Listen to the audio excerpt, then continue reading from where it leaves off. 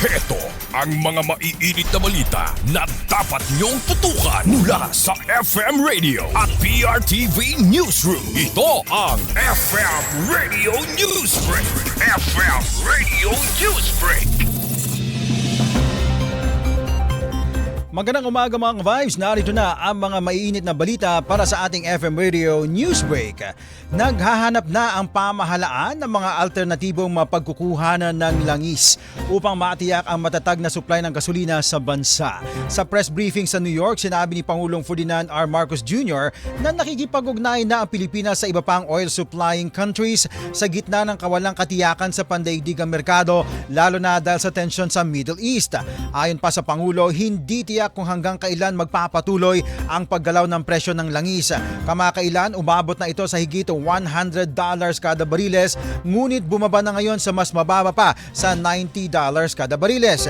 Tiniyak naman ng Pangulo na patuloy ang mga hakbang ng pamahalaan upang mapanatiling matatag ang supply ng langis at mapigilan ang pagtaas ng presyo ng mga pangunahing bilihin sa bansa. FM Radio Newsbreak. FM Radio Newsbreak. Samantala sa iba pang mga balita, naniniwala ang Department of Finance na magiging kapaki-pakinabang sa ekonomiya ang posibleng pagtanggal ng travel tax. Ayon kay Carlo Fermin Adriano, Finance Undersecretary, magkakaroon ng dagdag na panggastos ang mga biyahero kapag natanggal na ang travel tax.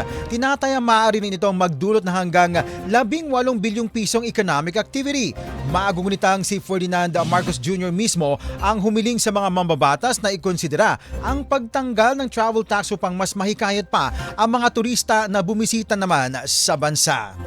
FM Radio Newsbreak. FM Radio Newsbreak. At sa iba pang mga balita mga ka-vibes, ikinukonsidera ng pamahalaan ang pagbaba ng ilang bayarin sa mga paliparan sa buong bansa upang mapanatiling matatag ang pamasahe sa eroplano sa gitna ng inaasahang pagdagsa ng mga biyahero ngayong Holy Week. Ayon sa Department of Transportation, bahagi ito ng mga hakbang na iniutos naman ni Pangulong Ferdinand R. Marcos Jr. upang mabawasan ang epekto ng tumataas na presyo ng langis. Sinabi naman ni Giovanni Lopez, Acting Secretary ng Department of Transportation, na pinag-aaralan na ang pagbabawas ng ilang airport fees, kabilang na dito ang landing at take-off fee na ipinatutupad ng Civil Aviation Authority of the Philippines.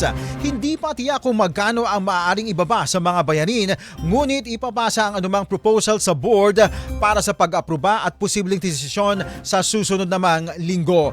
Nauna nang inanunsyo ni Pangulong Marcos ang mga hakbang ng pamahalaan upang maibsan ang epekto ng pagtaas ng presyo ng petrolyo dahil sa krisis naman sa Middle East. FM Radio Newsbreak. FM Radio Newsbreak.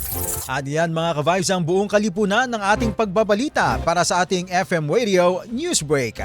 Ako po si Cherubim Ganaden. Magandang umaga. Inyong narinig ang FM Radio Newsbreak dito sa FM Radio, Favorite Music Radio.